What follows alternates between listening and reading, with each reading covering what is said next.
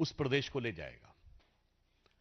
हम उस समय की भी याद दिलाते हैं जब हम विपक्ष में थे और राज्यों में हमारी सरकारें थी, तो गुजरात मॉडल की चर्चा होती थी कि विकास, पारदर्शी शासन, भ्रष्टाचार मुक्त शासन किस ढंग से आगे बढ़ रहा है। याद करिए, मध्य प्रदेश में हमने ऐसी योजनाएं लागू की थी कि बच्चियों का, कन्याओं का भविष्य सुरक्षित हो सके। कर्नाटक में हमारी पहली सरकार थी 2008 में, जिसने कि किसानों को 1 साल के लिए यानी प्रथम वर्ष के लिए बिना ब्याज के ऋण देने का प्रयास किया था और उसे सक्सेसफुली इंप्लीमेंट किया था। केंद्र सरकार की उपलब्धियां अलग हैं, परंतु आज कांग्रेस पार्टी, जो कि देश की मुख्य विपक्षी दल है, वो जिन राज्यों में सरकार में है, वो कैसा मॉडल प्रस्तुत कर रहे हैं उसकी वानगी हम आपके सामने रखना चाहते हैं। कर्नाटक भारत का अत्यंत महत्वपूर्ण राज्य है और जिसमें अपरिमित क्षमता है, पर दुर्भाग्य से पिछली बार कांग्रेस के हाथ में शासन आया और अभी जो समाचार आया है कि कर्नाटक की वाइन मर्चेंट एसोसिएशन ने, यानी शराब के व्यापारियों की एसोसिएशन ने 6,000 करोड़ रुपए का शराब घोटाले का आरोप कांग्रेस की सरकार पर लगाया है। यह भारतीय जनता पार्टी या विपक्ष के द्वारा लगाया गया आरोप नहीं है, यह उस भ्रष्टाचार के भुक्तभोगियों के द्वारा लगाया गया आरोप है। कर्नाटका वाइन मर्चेंट एसोसिएशन, और उन्होंने बाकायदा विस्तार से बताया है कि रेस्टोरेंट से लेके होटल्स तक किस प्रकार से अलॉटमेंट में विधिवत रूप से सरकार के भिन्न भिन्न स्तर पर बैठे हुए मंत्रियों और अन्य लोगों को वो भ्रष्टाचार का पैसा जाता था। यानी दिल्ली का शराब घोटाला तो आप सबको याद ही होगा, अब ये कर्नाटक का शराब घोटाला एक नए स्वरूप में सामने आया है। और शराब की लत बहुत बुरी होती है। शराब के बाद अगर दूसरी लत बुरी होती है तो वो जुए की होती है।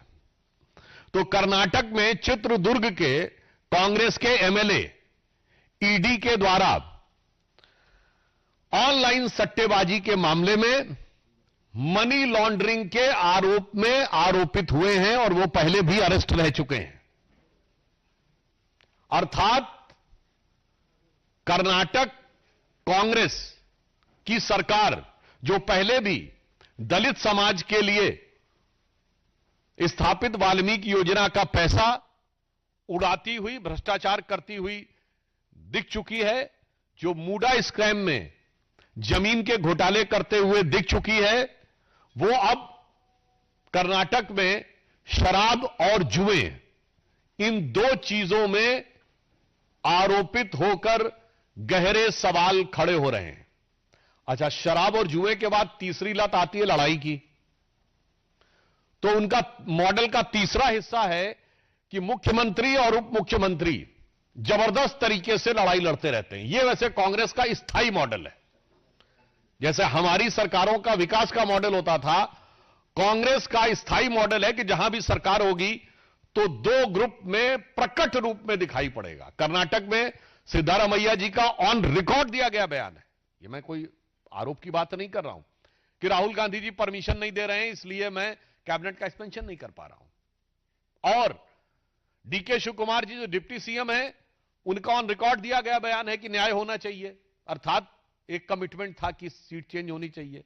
छत्तीसगढ़ में तो भूपेश बघेल जी बनाम केएस सिंहदेव, तो राजस्थान में अशोक गहलोत जी बनाम सचिन पायलट, तो हिमाचल में सुक्खू साहब बनाम विक्रमादित्य जी। तो यह कांग्रेस का स्थायी मॉडल है। इसलिए मैं यह कहना चाहता हूं कि कर्नाटक की जनता ने जो बड़ा जनादेश कांग्रेस को दिया था, उसके साथ बहुत बड़ा धोखा और छल कांग्रेस ने किया है।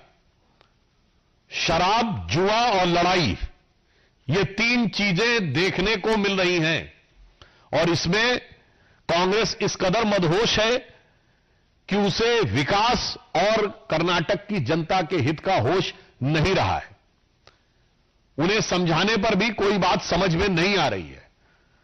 तो उनके लिए एक पंक्ति ध्यान आती है कि कांग्रेस मानो यह कह रही हो कि मुझको यारों माफ करना, मैं नशे में हूं और बोतल में मैं में नशा। यहां पे मैं का मतलब शराब होता है ना, बोतल में मैं में नशा और मैं नशे में हूं। तो वो मोदी विरोध के नशे में इस कदर धुत हैं कि अब जहां जहां सत्ता में हैं वहां पर वो समाज कल्याण, जन विकास का कोई कार्य न करते हुए सिर्फ भ्रष्टाचार में आकंठ डूबकर और अपनी स्वार्थ सिद्धि में और समाज को तोड़ने बांटने में लगे हुए हैं। दूसरा विषय जो हम आपके ध्यान में लाना चाहते हैं, अभी हाल ही में कोलकाता उच्च न्यायालय ने पश्चिम बंगाल सरकार को एक कड़ा निर्देश दिया कि सीमा सुरक्षा बल, बॉर्डर सिक्योरिटी फोर्स के द्वारा भारत बांग्लादेश सीमा पर, जिसमें तकरीबन 9 जिले पश्चिम बंगाल के आते हैं, वहां फेंसिंग के काम के लिए जो भूमि आवंटन की प्रक्रिया थी वो तत्काल करके 31 मार्च 2026 तक सूचित की जाए। यह राष्ट्रीय सुरक्षा की दृष्टि से अत्यंत महत्वपूर्ण कदम है, परंतु यह एक बहुत दुखद, दुर्भाग्यपूर्ण और विचलित करने वाला प्रश्न उठाता है। यह साफ दर्शाता है कि पश्चिम बंगाल की तृणमूल कांग्रेस के शासनकाल में देश की सीमाओं पर सुरक्षा की कीमत पर घुसपैठियों के वोट के लालच में, सिर्फ क्षुद्र राजनीतिक स्वार्थ में राष्ट्र की सुरक्षा का सौदा किया जा रहा था। उच्च न्यायालय का निर्णय एक प्रकार से उनकी नीतियों पर करारा प्रहार है, जिसे अगर मैं एक पंक्ति में कहूं तो इस निर्णय के बाद वो नकाब उठ गया है कि पश्चिम बंगाल की तृणमूल कांग्रेस सरकार घुसपैठिया परस्त है और उसके शासनकाल में राष्ट्रीय सुरक्षा संकटग्रस्त है। और हमें पूर्ण विश्वास है कि राष्ट्रीय सुरक्षा को संकटग्रस्त करने वाली इस सरकार को, इस घुसपैठिया परस्त सरकार को पश्चिम बंगाल की जनता आगामी चुनावों में तृणमूल से उद्ध्वस्त कर देगी और भारतीय जनता पार्टी को निर्णायक, प्रभावी और प्रचंड जनादेश देगी, ताकि राष्ट्र की सुरक्षा और पश्चिम बंगाल के जन जन के विकास और कानून व्यवस्था तीनों को सुनिश्चित किया जा सके। धन्यवाद। लोगों को प्रश्न प्रसारण आमंत्रित है।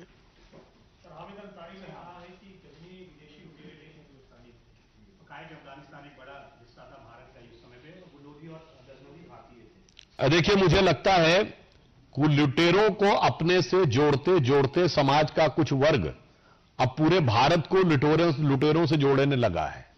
मुझे लगता है इस लुटी पिटी मानसिकता से बचने का प्रयास करना चाहिए, और यह वही मानसिकता है जिसके लिए माननीय प्रधानमंत्री जी ने कहा कि मैकॉले की मानसिकता को अगले 10 साल के अंदर हमें उद्ध्वस्त करना है। और यह बहुत दुखद बात है कि श्री हामिद अंसारी जी, जो भारत के माननीय उपराष्ट्रपति रहे हैं, वो इस प्रकार की बात करें, जबकि फैक्ट यह है, वास्तविकता यह है कि जितने भी मुगल बादशाह थे अलाउद्दीन खिलजी के बाद, सबने बगदाद के खलीफा का खुतबा पढ़ के शासन किया है। जैसे जितने वॉइसरॉय थे वो किंग या क्वीन के बिहाफ पे शासन करते थे, उसी प्रकार समस्त मुगल बादशाह बगदाद के खलीफा के प्रतिनिधि के रूप में शासन करते थे। और मुझे लगता है कि हामिद अंसारी साहब इतने पढ़े लिखे व्यक्ति हैं, उन्हें तो पता होना चाहिए कि गजनी के साथ आए हुए इतिहासकारों ने क्या क्या लिखा है। कुतुबी ने खुद लिखा है कि मथुरा में कैसी लूटपाट की और क्यों की, धार्मिक आधार पर की। उस जमाने में गजनी के एक इतिहासकार मिनहाजुस सिराज ने अपनी किताब तबाकते नासरी में लिखा कि जो यहां से मूर्ति ले जाई गई, उनके 4 पार्ट किए गए। एक मूर्ति मस्जिद की सीढ़ियों के लिए, एक मूर्ति उसके महल के लिए, और 2 हिस्से मक्का और मदीना को भेजे गए। मुझे लगता है जब वहां के लोगों ने इतना लिखा है तो वो किस कारण से लुटेरों के प्रति इतनी आत्मीयता है, यह अपने आप में दर्शाता है कि एक रोगी मानसिकता है। और यह मुगल, मैकॉले और मार्क्स, ये M3M के कारण यह सारी की सारी समस्या